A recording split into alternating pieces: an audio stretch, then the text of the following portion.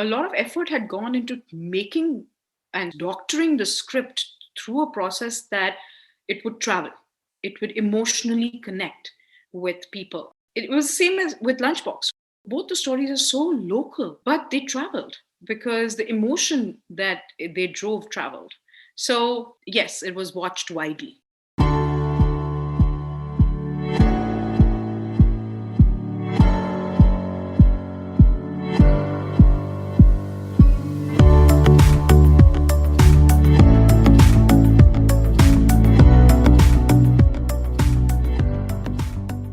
Hey everyone, this is your host Mahati Rangarajan. I remember when I watched Delhi Crime, it was gut wrenching and took me back to the time when news reports were trickling in about Jyoti Singh's gruesome rape and death. The show gave me a chance to understand how the Delhi police went about nabbing all those involved. Delhi Crime was gritty and hard hitting. It won the International Emmy Award in November last year, becoming the first show from India to win an Emmy. But the show was initially declined by Netflix. It's this need to champion independent voices that Apoorva Bakshi is most passionate about, as her role as a producer.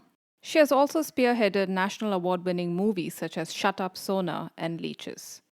As one of the youngest producers in South Asia, she is the co founder of Golden Caravan and managing partner at Project Fuel. Apoorva talks about why she chose Richie Mehta's Delhi Crime and the rise of OTT platforms in pushing independent production. Hi, Apoorva. Thank you so much for coming on the podcast.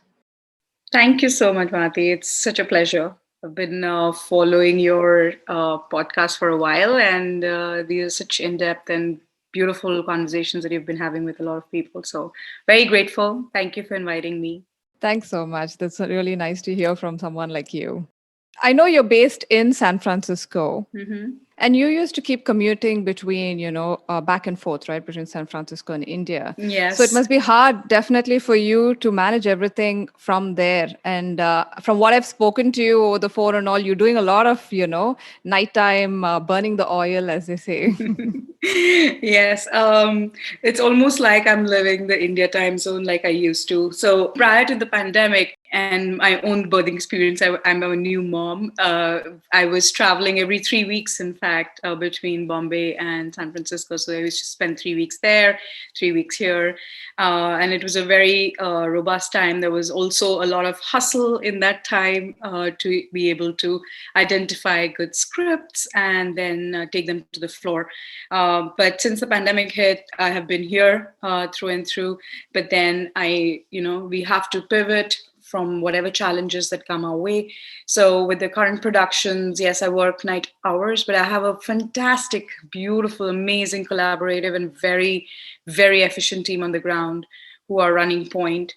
And so it involved a lot of delegation as well as trusting my producing partners to be able to carry forward, the productions with the same spirit, the same vibe, and ethos that we had established. So it's been a lot of burning the midnight oil for sure. Yeah. And but it's good. It's been a very productive 2 years as well. You're, of course, the producer, and you're also, the business head at Project Fuel. Yes. And you're a new mom. How do you manage all this? How do you balance it out? I just love my job, Rati, and I love being a mom as well. I think it's always been a very expansive, process for me. I am an extremely passionate person, and people who I've worked with will vouch for that. That I will, if I have decided and I'm determined to make a project happen, it just comes very organically and naturally to be able to multi-thread, multitask, and that's how Project Fuel have been, running it with Deepak for the past 10 years. So it's a very beautiful organization that we have built. We collect life lessons from across the world and convert them into, specific tools to pass on the wisdom of those life lessons through digital humanities, education, and art. So it's been a very satisfactory process because I love just deep diving into harvesting of the wisdom that is all around us. Yeah. Not just from the the 1% of the golden society, but wisdom harvested from our teachers, from our colleagues, from on our film sets. So that's Project Fuel. As far as productions are concerned, I think I feel like I was born to be a producer.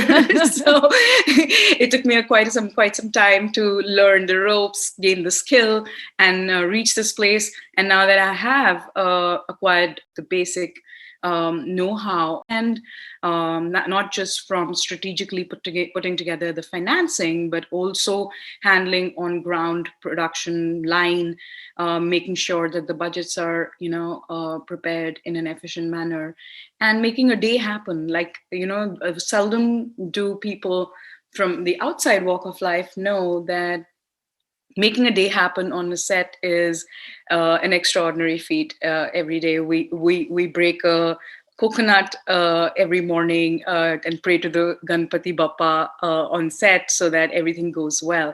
But it's been a big, beautiful learning curve from every experience that I have had till now. And I'm happy that I'm able to bring forth all the skills to be able to create some compelling products and films and television. So Yes, definitely on that front. Did you always had an inkling that, or you knew for sure, okay, one day I am going to be a producer when you started your career?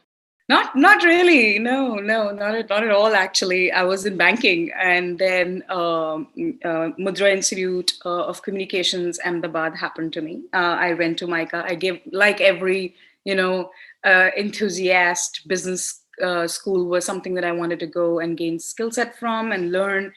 And I got placed at Sony Pictures, actually, and that's where the media stint really started. Okay. I was with Sony Pictures Networks Asia. I handled AX and Animax, the marketing. Actually, I was in the marketing division.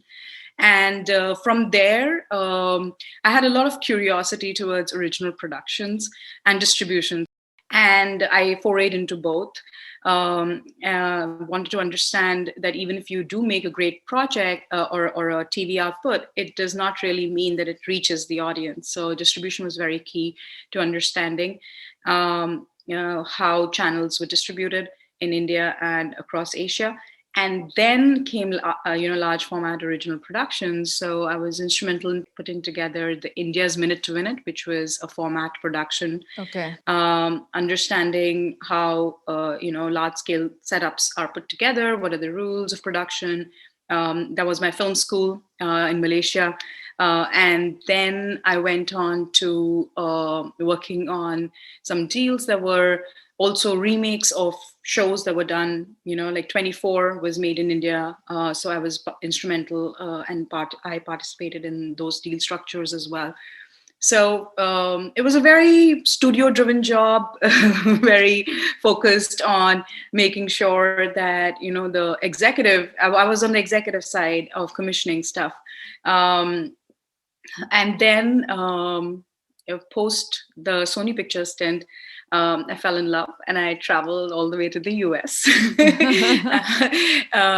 following my husband then, and happened to meet Gneet through common friends. And that was a very, very beautiful, it was an incredible interaction because she's such a force to reckon with. She had just released Lunchbox with a lot of nuances that go into presenting the film at Cannes and then finding distribution worldwide. So it was also the perfect project to understand and learn and drove as a case study in my life, at least, to be able to see how from the script level, how did she structure the project to the distribution deals that came through, and how a particular piece might not be a bonanza success in India, but could be a bonanza success across the world. And so, Lunchbox garnered more views abroad than in India, right? Absolutely, yes. But it's a great movie, yeah. It's a fantastic film. So, and it truly traveled, right? It truly traveled the traditional way of, every country had its own distribution deal.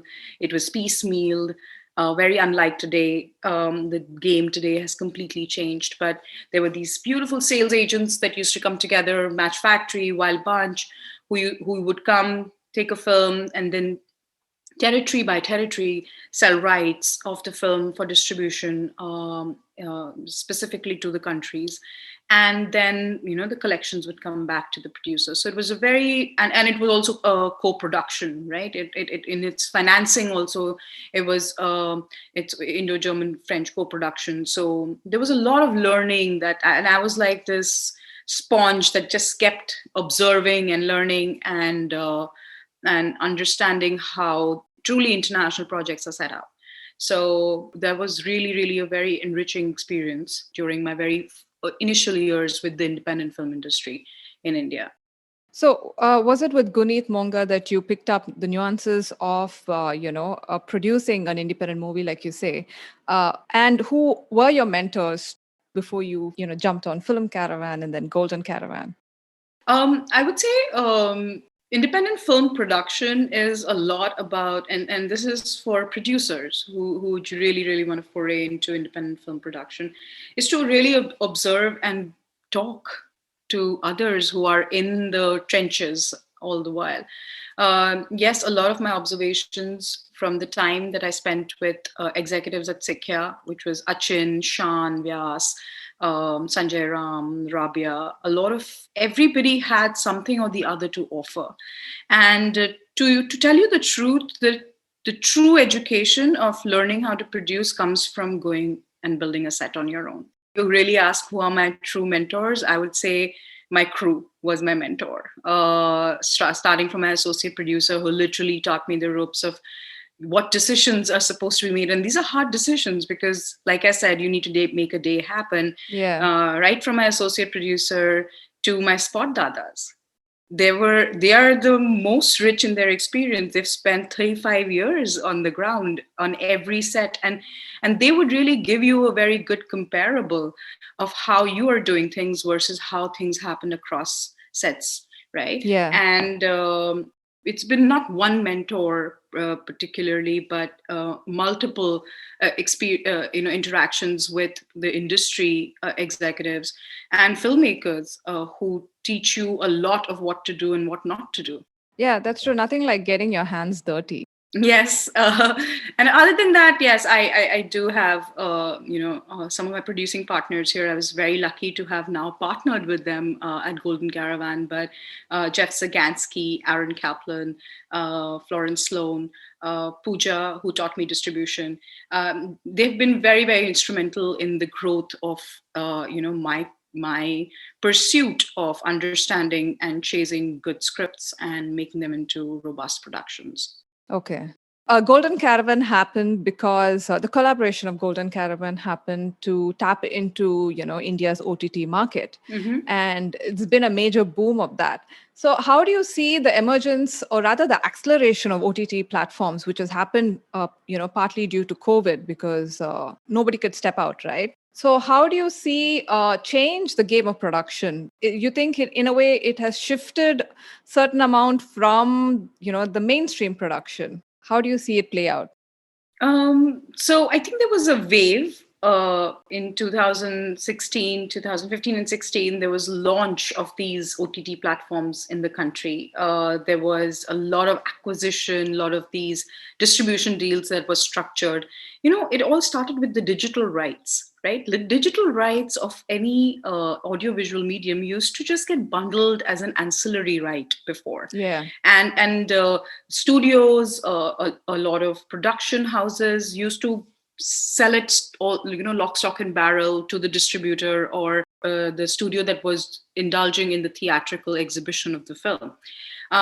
What started happening with the advent of iTunes, actually, which came in 2014, and then 2016 and 17 saw the welcome of the local broadcasters building digital capabilities like Hotstar and Sony Live and Voot. But the major entrants were Netflix and Amazon because they had begun to boom across the world with their direct to digital approach towards productions and licensing a lot of local content, creating packages specifically for the countries and worldwide.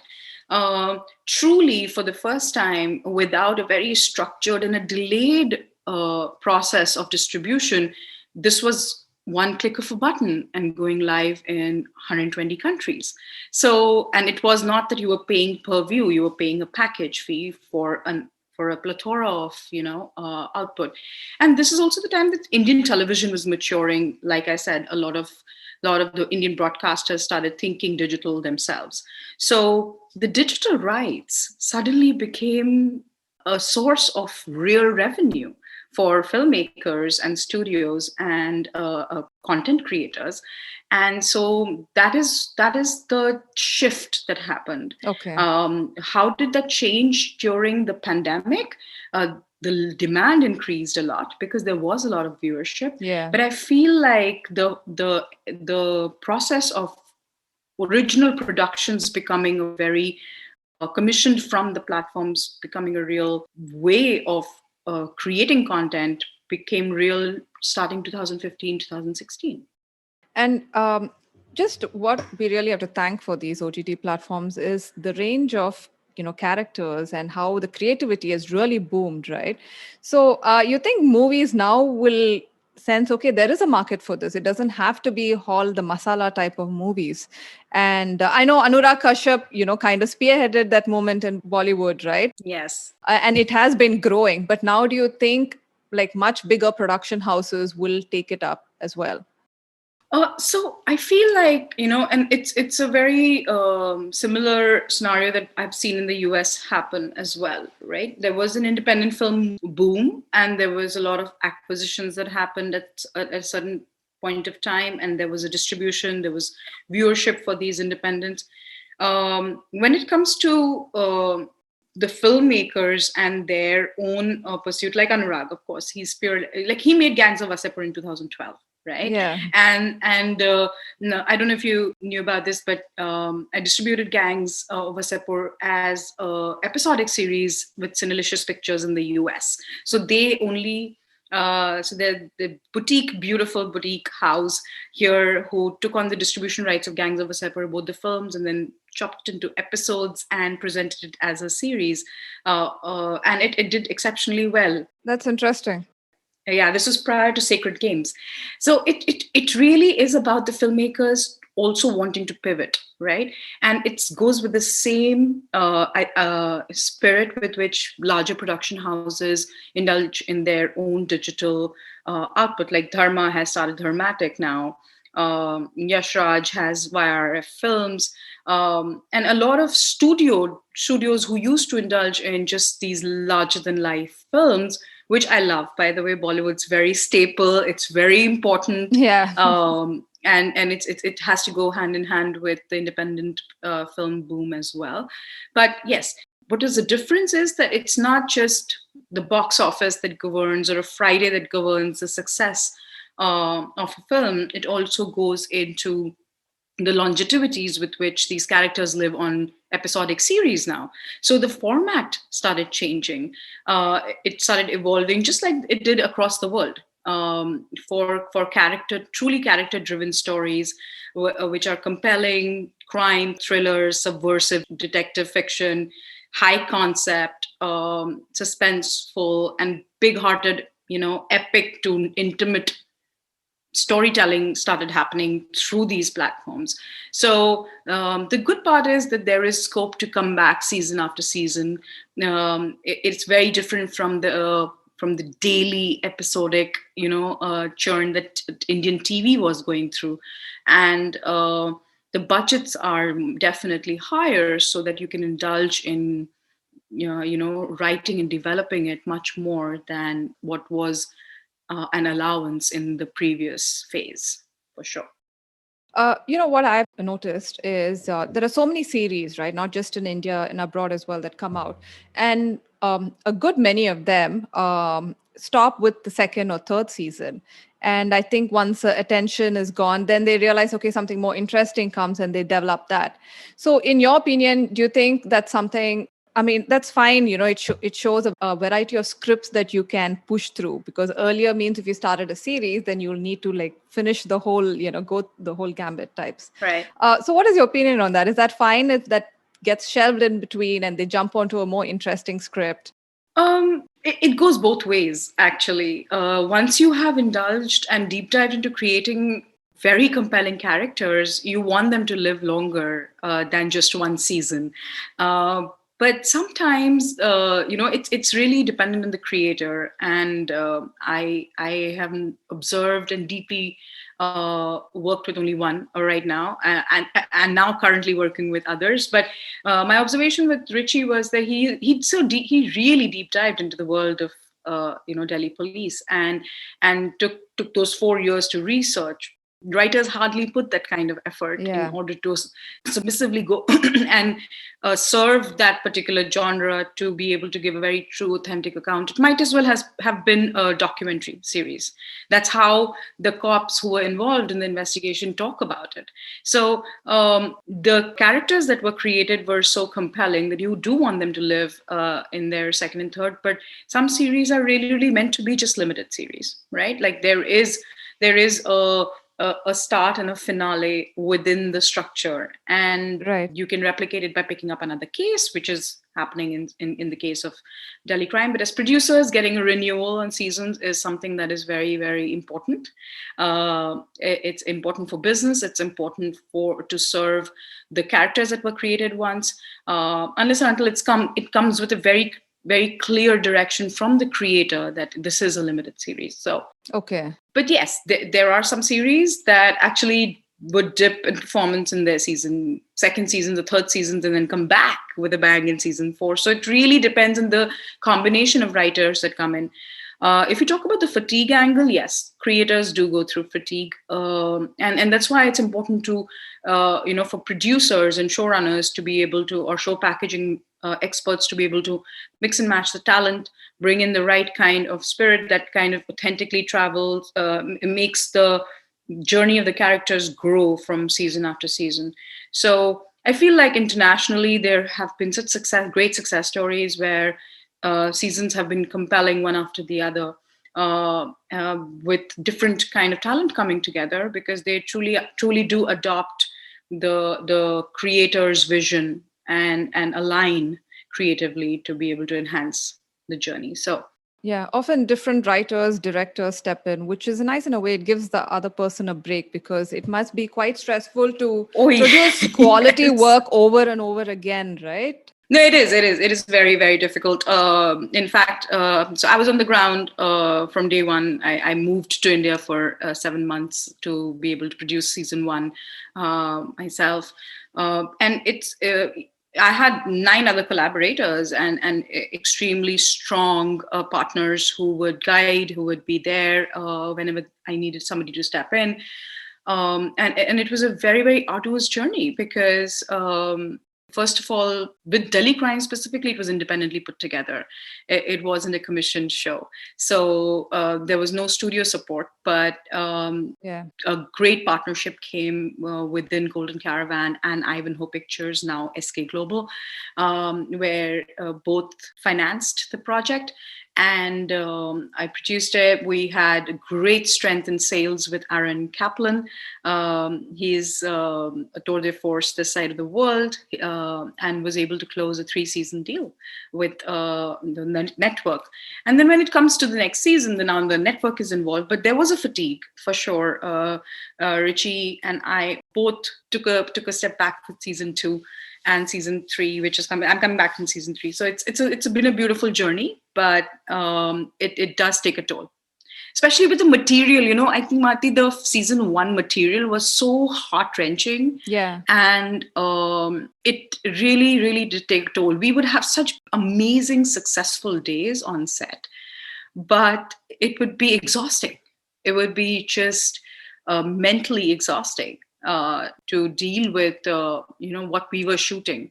And so definitely timelines become, as producers, you understand that you want to deliver a season every year, but the timelines to come back to producing it with the same spirit, vibe, and enthusiasm, it takes some time. So I agree. And when I was watching it, it made me relive those initial when news was coming out about the crime with Jyoti Singh. yeah. It was like going through it all over again, and it felt very personal, right? So I think again that was conveyed through the Delhi crime. Um, but can I ask what was it about the script? When did Golden Caravan step in? What made you think, okay, this is something I need to get on? So I was we were at the premiere of India in a Day, which Richie had shot and directed. It's a Ridley Scott film. It's a beautiful documentary, and I had just closed the distribution deals on his older films, Amal and Siddharth.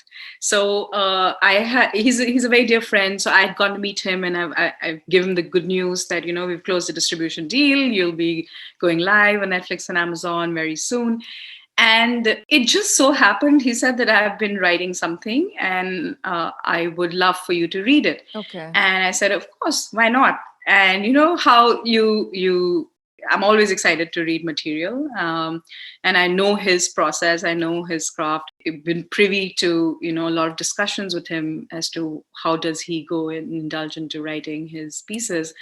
And it's a very Richie process. It's specific. It's his alone. There are no other writers in the room. It's just him.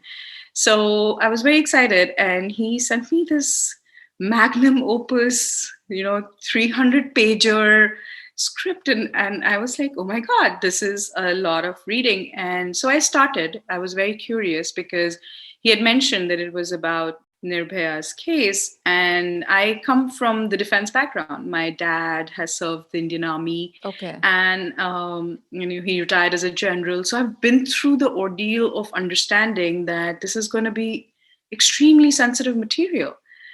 And I was like, you've indulged in writing it, but who will make this? Because there is just so many protocols, right? And he's like, no, I have the support of the right people. Just read it and tell me what you think. And Mati, I started reading it at around 10 o'clock in the night and thinking that I'll read a few pages and I will indulge, I will read the material through the week. But I couldn't keep it down. And it was gripping, it was heart-wrenching, it was gut-wrenching. At the same time, it was hopeful, and at the same time, it was very courageous. And specifically Chaya's character, and it was at that time Chaya was Chaya in the script. Okay. And I couldn't keep it down. It took me 6 hours to browse through it because I literally threw up in the middle. I cried. I was hopeful. And the next morning, I went to have a breakfast meeting with him, and I was like, I didn't sleep all night, and I was like, I don't know. I don't know if I am going to ever become a producer, but this one, come hell or high water, I will make it. And he was just very quiet, and it was a very quiet breakfast because I really did not have anything more to say. He had already conveyed it through the script, and when you can deep dive into the world through the writing itself, it gives you so much conviction that this piece really needs to go on screen. This needs to convert from these pages into a high performance piece. And I literally committed to him that I will make it happen. I don't know if I will be instrumental, but I will do everything in my power to make it happen. So then I shared the script with at that time I was in a distribution company at Film Karavan. So I shared it with Pooja. I shared it with Florence, had commissioned the initial development. So I met Florence, and then Jeff read it, Aaron read it, and due to Delhi crime, there was another very, very amazing individual, David Stern, because of whom we all came together. Okay. And we decided that we'll take it to platforms. Right. So the next order was to go and take it to platforms. Richie was having a conversation with Amazon. I was having a conversation with Netflix. And truly, my fear of the fact that it's very sensitive material didn't sail through at that time. The executives then very respectfully, with a lot of love, passed on the material, saying that it is very, very sensitive, it's very political, and we don't know if this is the right project for us. So then came Cannes. So Golden Caravan came together at this time. We decided that we will fund it. So I got indulging into budgeting exercises. This was June of 2017. We still hadn't, secured a permission from Jyoti's parents by then. So in October of 2017, I went to meet with them and Richie. Both of us went. We tried to give them a very, brief understanding of what we are indulging in. And Chaya and Rajinder, who are Vartika and Bhupi from the show, hosted that meeting. And they trusted Richie exceptionally because he had been spending time with them. And Chaya said that if his written pages get made, it'll be an authentic account. And Jyoti's mother and father gave us their blessings. And that's when I called everybody, all the partners. And I was like, guys, if we have to make the most of this time, winter is hitting India and we need to make it now. So if we are all in, very quickly, Killian Kerwin from Ivanhoe Pictures read the script. They wanted to co-finance, partner with us, and a great collaboration came in from them, helping in development and on the ground. And that's it. Shefali read the pieces overnight. Like it was an ordeal. It was a 30-day pre-production, which is unheard of. Like I have a show that I'm doing right now, which is half the size of Delhi Crime, but we have had 5 months of pre-production for that, right? So everybody was so motivated. People were leaving big projects just because I had a bound script, which was so powerful. And that's it. Richie and I got to task every day. It was something unimaginable would be achieved and we would keep going. We started shooting January 15th. So it was December 1st that we started pre-production, 30 days, 15, like with holidays and everything. January 15th, we started shoot. How long did the shoot go on? 62 days with 62 days of shoot, but it was a full 4 months because of break days and recce and all of that incorporated. But Shefali's also mentioned it, Richie's also mentioned it was literally at the pace of how the investigation happened, right? Like there was really no time to breathe or recoup from what was done the previous day. We would just have to jump into the next, hunting for locations, garnering support from the local authorities, saying that we're shooting a documentary because it was sensitive material. Yeah. We didn't want any political, fractions getting a whiff of it. And in a very stealth mode, we went and we shot the whole series in Delhi and the outskirts. Yeah, Richie, Mehta actually mentions that they decided not to get permissions or too many permissions from the local authorities because they wanted to keep the current police involvement minimal. So, did you face major issues in that sense? Shoots generally face issues because of the noise pollution that the generator causes and all of those permissions that you need. But because of Richie's deep involvement with the police authorities and Chaya's presence and Neeraj Kumar, who was the commissioner of police at the time, who was also a story consultant, a lot of doors were opened, a lot of allowances were made. Official permissions to shoot in a particular location definitely were taken, but when it came to a Saket court, there was no way that you could get permissions to shoot inside a court. So we would do guerrilla. Some pieces was shot guerrilla as well. All my crew members are cast as well. I don't know if you noticed even. Oh, is it? Oh yes, oh yes. Richie did not leave. Are you there? Oh yeah, I am there. I am there. It was literally like a secondary actor. If he or she's not being able to deliver the lines the way Richie wants it, he would just pick up somebody from the cast, a crew, and the crew member would play the part. So it became like a big family of these, 120 people who were making sure that we don't waste a minute. I remember there was a storm that hit Delhi. It was a lot. It was the same year that the smog had become really, really hard. So on the go, we changed the scenes that were supposed to be shot. So it was because the scripts were so well written and they were locked, right? Like even Richie had not allowed himself to touch them after they were locked. Okay. So because of that purpose, to pivot and make the most of every day happen would be easier.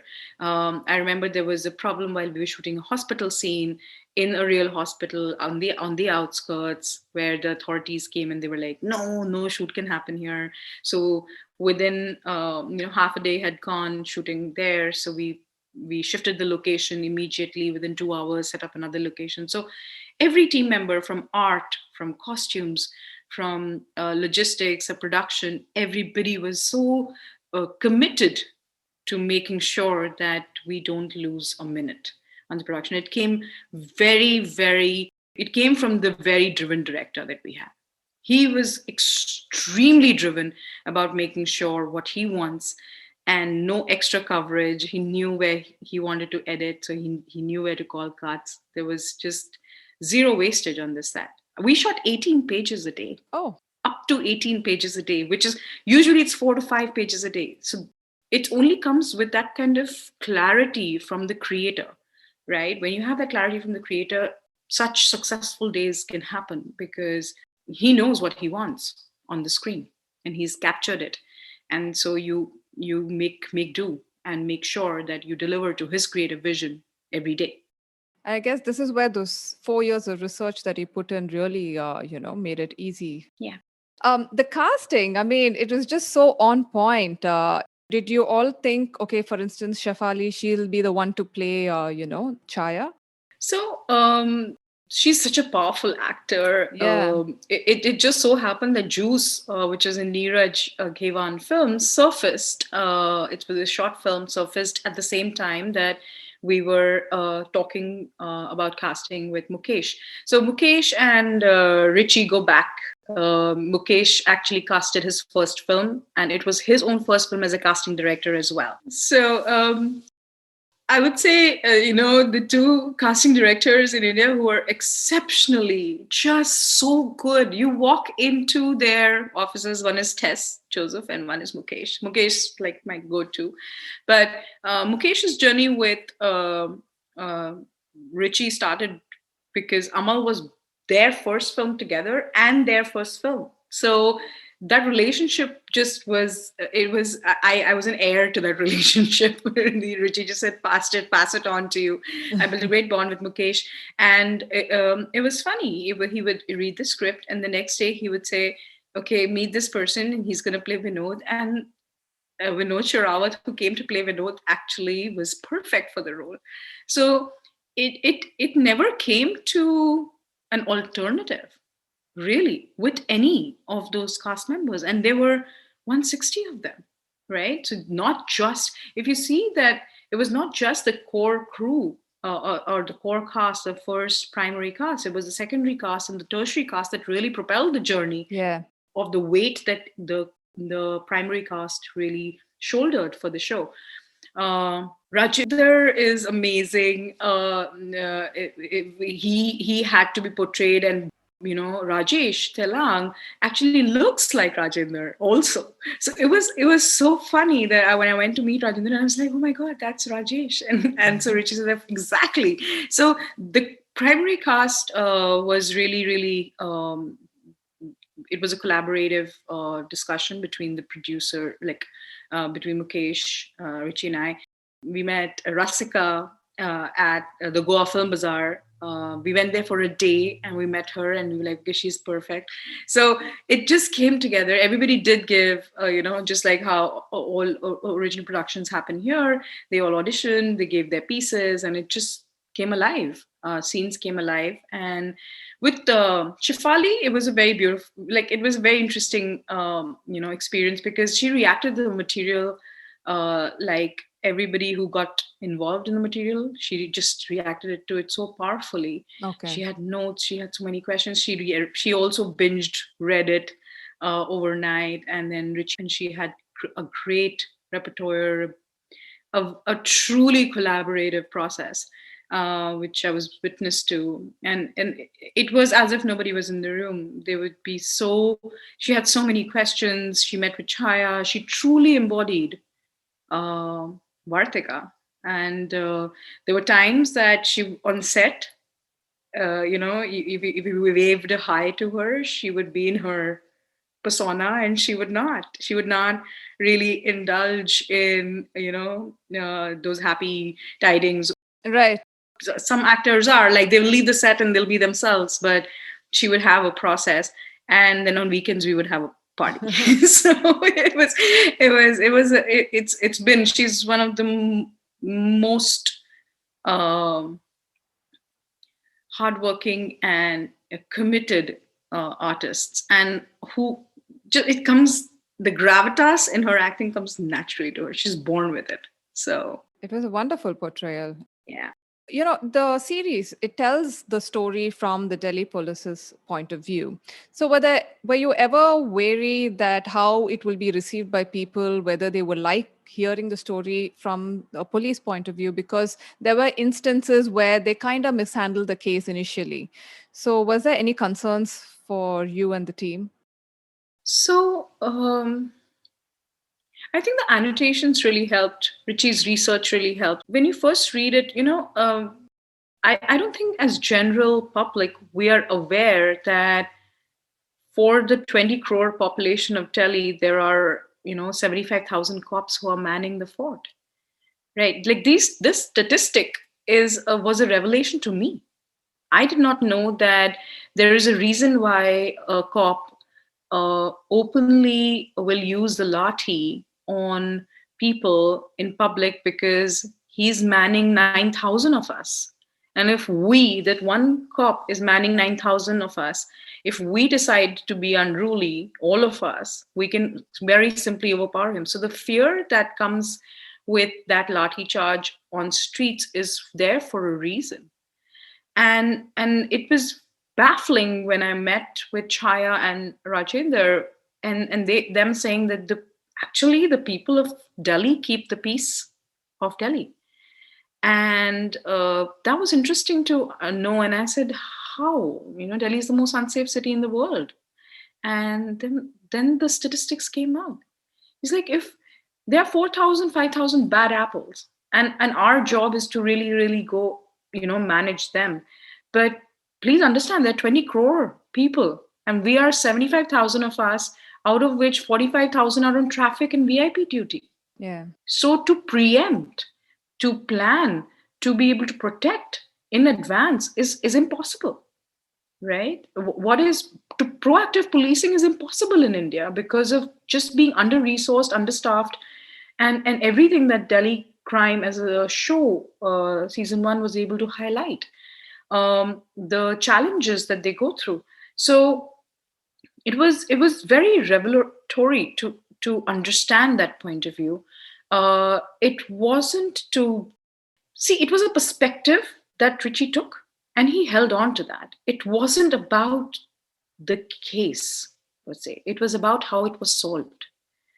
And that was at the forefront of the entire initiative. There was never a moment that we wanted to glorify it. There was never a moment that we wanted to commercially make it, make it suit. The creator was very, very particular about how it was supposed to be portrayed, and he stayed on the front of that particular perspective. It was a very clear POV, and if it looks like it was glorifying the police, It may, but the intention was to exactly share what happened in those days of the hunt, and how did it lead to a actual conviction, which can be another series, by the way, because it was so tough. It is so tough in India to get a conviction, and nobody knows that. It is, yeah. And you have to weigh in from every point of view. So it was you know important to have that kind of almost academic research which went into understanding the same moment from every cop who was involved. And that's how the truth emerged. And that's why when cops saw it, and the police community saw it, they were applauding the effort, because their point of view was for once represented the right way. So it's extremely important to be able to make sure that the hybrid that emerged out of this particular show as a format, which was docu-drama, it came from heavy research. It delved into a social thread that was important to observe as well, that as to what was happening with the youth of our country, under-resourced youth of our country, and what goes into the mindset of these bad apples who indulge in such heinous crimes, and what goes behind the psychology of the people who are entrusted to catch them day in and day out. Yeah. The beer bottle rape case is horrifying, but it never got the kind of media traction that this one got. But that's the whole comparison, that the fight never ends, and that is what I felt was the perspective, and that stayed at the fore. And even as producers, we backed that vision 100% through and through. Yeah, it was very eye-opening to see the amount of stress they go through. And a lot of them, they keep getting assigned, like you say, to various, duties, right? From crime, they suddenly get switched to, VIP patrol and stuff like that. Yeah. But even with this case, it was interesting to see how they had, day by day, they were pretty much trying to unravel the case. So that was interesting. Yeah. Yeah. Did you expect the kind of response that it got? Or were you sure of it? So I remember there's a moment when Johan, our cinematographer, he's a Danish national, excellent, very skilled young cinematographer. He was 27 years old at that time, and he had come to shoot the series. He brought in a beautiful perspective of bringing in the camera to make the audience feel like they were a part of the investigating team, and following every piece. So if you see the camera style, it was handheld. He shot every scene, running, fights, reverse walking on his shoulder, because he wanted to make sure that it is shot in a way that you feel like you are with them through this investigation. Okay. So he said on the second day of shoot that we're shooting something that's gonna win a Golden Globe or Emmy. So I said, yeah, really? And he said, yeah. And Richie was hovering around, right? Like he would be going around, and both of us were both. I have that photo. Both Johan and I were sitting. It was very cold, and we were just sipping a chai. And he was like, this guy, his writing and his unique ability to single-handedly think through every bit of the nuance that he wants to deliver, and Shefali's acting, Johan's framing, that it will bring forth accolades that you have not known. I was like, okay, bring a laddu for this boy who does hardly eats anything. But yeah, but I'll tell you very honestly, Mahati, I had my very woohoo creative moments. Actually, alone with Richie. it was on the day that we shot the India Day sequence. And through the shoot, there were these specific days which were very tough shoot days, and we used to make it happen. And we would have that, okay, This was a wow moment. The second one came into, we shot 8 episodes, but we truncated it into 7. So there was a wow moment between a discussion that he and I were having, and we were like, okay, let's just club the first 2 episodes, make it one big solid one. And that was a very big wow moment for me, because creatively, I was aligning more and more with my creator's vision, right, as a producer, Yeah. and that was my biggest achievement. That I closely observed the art and craft that he put together into making this extraordinary show, and how one day at a time through the post production as well.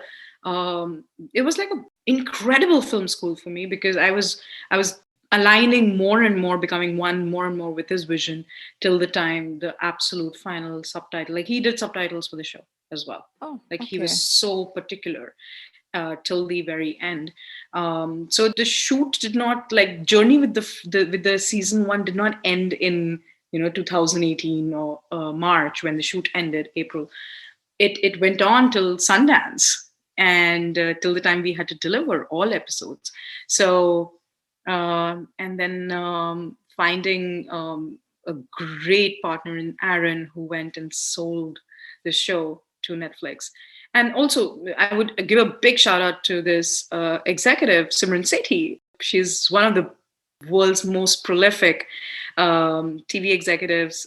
She now heads ABC development at ABC Networks here.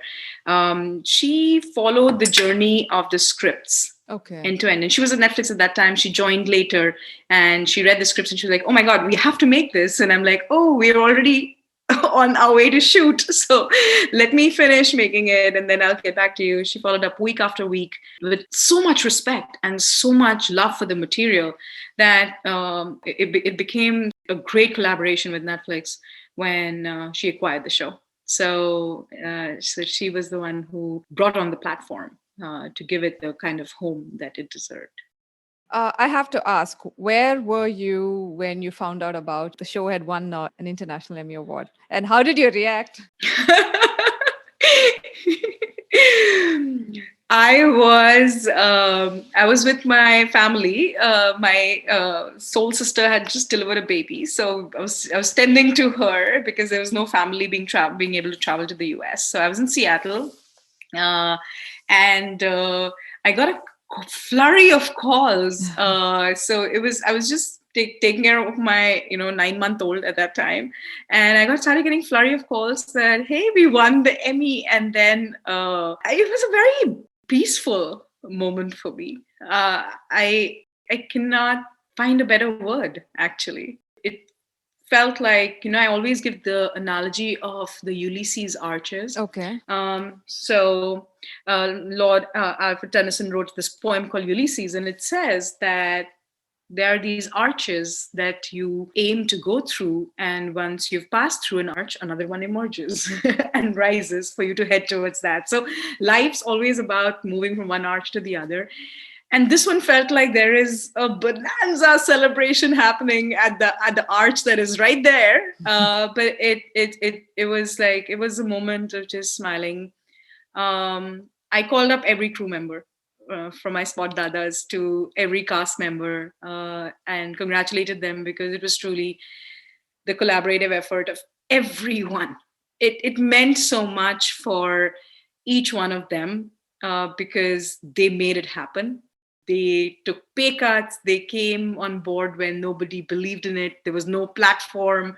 And it was truly a testament of all of us coming together and creating this universe and achieving this. So that's what I did. I spent the whole day messaging and calling and leaving voice notes, for every crew member who was attached to the project. That's nice. Contrary to the opinion, actually, Indian shows are, a lot of people are interested in watching them. And I think Delhi Crime must have been kind of a testament to that, how they received abroad. Yes, I think it was very independently made. It had a lot of sensibilities of, like, Richie also trained with the writers of The Wire. Okay. So before writing, in his 4 years of writing, he had observed teams that had built successful shows, and bringing in all of those nuances into story structuring and story engineering. So there was development strength that came from our partners, Dancing Ledge, Toby and Lawrence in UK, who also gave notes to the final scripts. And he would make people read material and give feedback. And then it would, some way or the other, in a tiny way, come back into the script till the time it got locked. Okay. So a lot of effort had gone into making and doctoring the script through a process that it would travel, it would emotionally connect with people. And it was the same as with Lunchbox, right? Like Ritesh went through the whole script doctoring with Sundance, and Japanese script doctors and French script doctors sat on the film, and that's why both the stories are so local, but they traveled because the emotion that they drove traveled. So yes, it was watched widely. It was watched very widely. Right. And of course, season 2 is going to be out soon. Is it going to be focusing on, crimes on women or general crimes? And when is it? I mean, has the release date been set, or are you allowed to divulge that? No, so our partners at Netflix are very deeply involved, and so it's another case. It's same cops, but other cases. Okay. And the pandemic has really delayed things. Otherwise, there was a very good schedule launch planned, but we'll know when they announce. Okay. We're all waiting. I want to talk to you about, since you closely work with the OTT platforms. In fact, in India, like we discussed earlier, it's really growing. And in fact, according to the Boston Consulting Group, in India, the market is going to be worth almost 4.5 to 5 billion US dollars by 2023.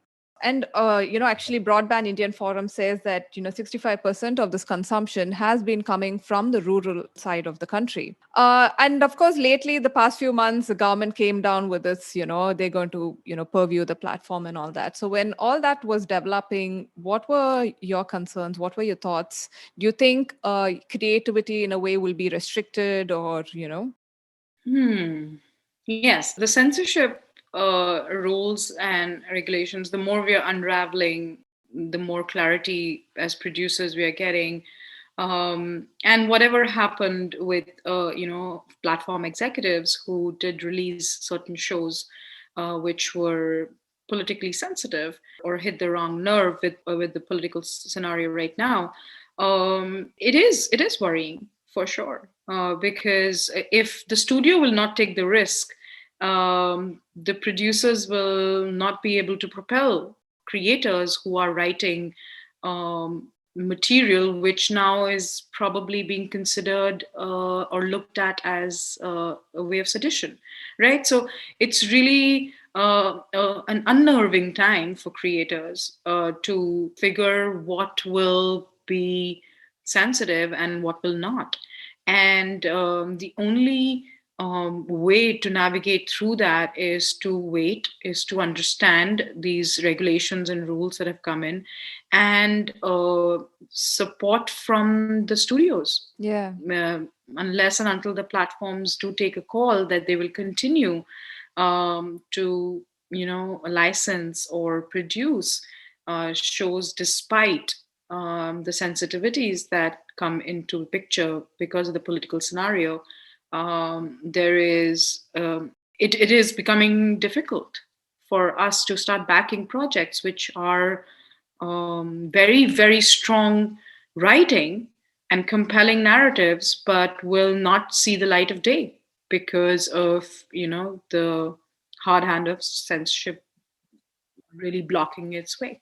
So it's waiting for things to unravel. I live here, I can produce independently, so there are other avenues that we have to tap into so that stories get made. But the core reason is that your largest audience is in that country, and if they are not able to see it, then the purpose really gets mitigated, right? Like it gets lost in the process. So And do you think if these regulations were in place back then, Delhi crime would have gone through a whole lot of, sanitizing, as to say, given how sensitive the script was? I think so.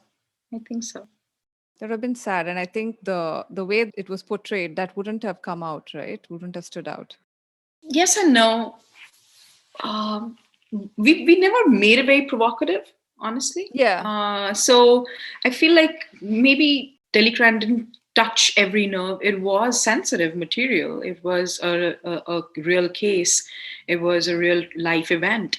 But again, like I said, the perspective was a very specific lens that Richie looked at the material and created it with. So because the rules are not so clear right now, you don't know whether it would have fallen on the other side of the line. But in all the knowledge that I have, it would have been very tough. Yes. Okay. Before I ask you what your plans moving forward this coming year, I wanted to ask you earlier on, as a woman producer, what were the challenges or biases that you faced? Was it hard? First of all, there are very few of us in the arena, Yeah. so that makes it tougher. But I feel like more than gender, I faced a lot of ageism, actually. Okay. The bias towards age and experience. I felt like sweat equity in our industry is not given the kind of value that it should be given, and the archaic ways of producing really come in the way for people who are trying to break through traditional norms, cut through traditional ways. Like for me to be a financier and a executive producer and a producer and being on the ground almost handling line production as well was unheard of, right? Even the hierarchy within the producing team was very confused as to oh my god, she's coming and doing everything. For me it was the only way I would do it. I don't believe in calling myself a producer if I'm not on the ground, right, helping moving things happen.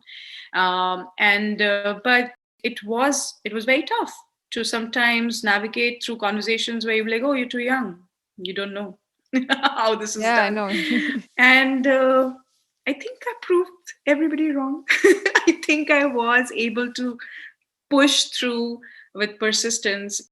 In one of your podcasts, actually, on women entrepreneurs, Shraddha actually pointed out very beautifully that please do not seek external validation, right? Learn to pat yourself. And it is so true Yeah. to even our industry.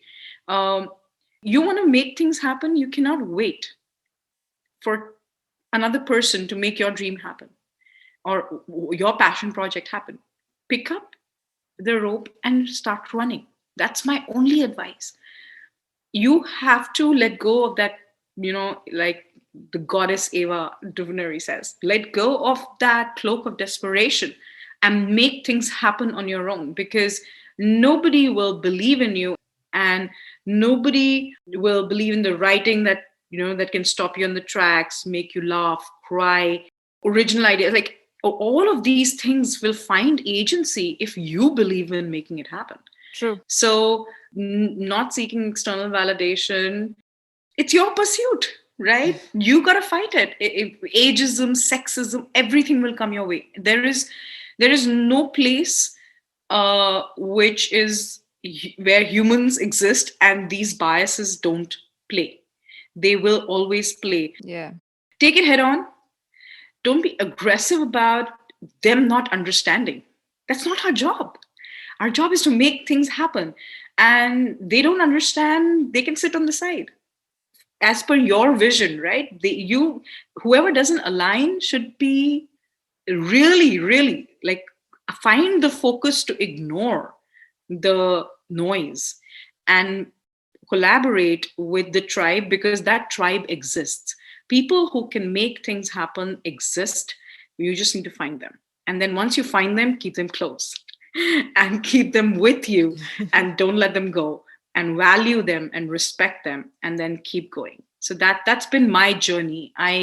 I've had to let go of a lot of partnerships, a lot of people, because they wouldn't align with what my creative vision or my strive or my way of doing things was, right? So I learned a lot. I learned a lot of what not to do from them, and very respectfully moved forward with a very single focus that there is only this much time you have on the planet, and you want to tell compelling original ideas and things that, plots that keep you on your toes, and lightly worn historical research that really makes history feel very immediate, right? And just imagination, nuance, intelligence, like observation, social observation became such an important part of what I wanted to do. My request to deep dive into the worlds that we were creating with experts from there, like all of these were unheard, right? And they were ignored. And now I don't bother because I'm making it happen. So that's the only way to do it. Well said, yeah. I know as a producer, you look for quality scripts, but consciously, do you also look to, greenlight more scripts backed by, women writers or directors? Do you look for that? It so happens that my tribe has a lot of women in it. So That's nice.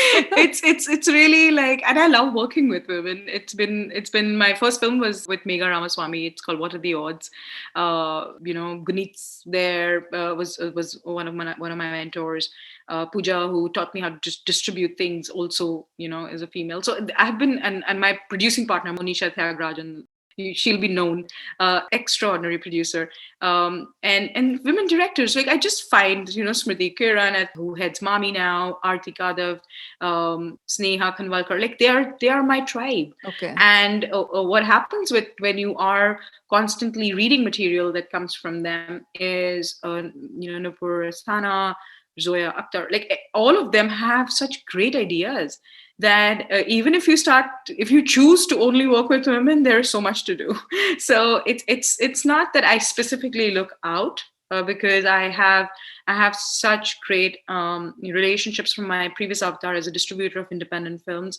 I genuinely just look for compelling stories that move and challenge and entertain, make me think and feel more deeply. So it's really in the written words, like I said, the writing that stops you in the tracks, right? And that engages with the contemporary culture in an interesting way and imagines something new. It's a lot of permutation and combinations, and at the end of the day, even if the plot's really not thought through, but your characters are thought through and they are strong, I back that kind of material for sure. It's just has to have a lot of wry social observation, very modern, life and imagination and nuances, seriousness but playfulness as well, and a lot of humanity, like big-hearted projects, right? which Yeah. which can emotionally tug at you and emotionally move you. So those are the things that I look in a script. That's wonderful. So, what is your current focus? So one of my doc films, is premiering at the British Film Institute in London this June. It's called Womb, Women of My Billion. Okay. It's about the journey of social activist Richie, who traveled and walked from Kanyakumari to Kashmir on foot. And she's a UN Women Young Champion. So she talked to a lot of women in the country who are constantly, surviving and fighting the battle against violence. Okay. So it's a doc feature. It premieres in London at the London Indian Film Festival this June, and then it goes out to the world. So that's the first one. Then there are two other shows that I'm doing. One for a platform, two I'm developing and taking to platforms now. So it's a full house, right? It's like I said, it's in a very, very productive phase for development of projects, and I've been blessed that I have one in production as well, which is independent of Delhi crime. Very interesting. Thanks so much, Apoorva, for taking the time. Thank you, Marti. Thank you so much for listening. Don't forget to follow Maharani Talks, available on all major podcast platforms.